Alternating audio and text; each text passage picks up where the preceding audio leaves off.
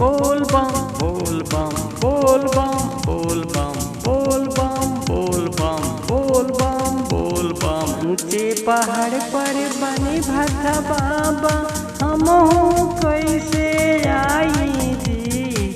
ऊंचे पहाड़ पर बने भथा बाबा ऊंचे बाड़ चढ़ाई जी। लगे कि हमसे चढ़ल न जाई हम कैसे आई जी। लगे कि हमसे चढ़ल न जाई हम कैसे आई जी। दुख सुख से आइल बानी हम भाथा धाम में। विपिन विधाता उज्जवल के कहलया की बात में। दुख सुख से आइल बानी हम भाथा धाम में।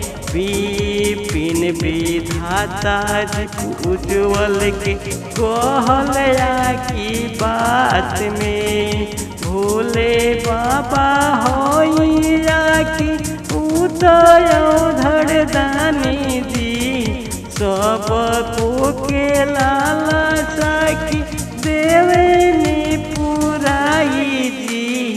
ऊंचे पहाड़ पर बने भथा बाबा हम कैसे आई जी। ऊंचे पहाड़ पर बने भथा बाबा हमर पे दया बरसाई जी। देखते रहिए BMB।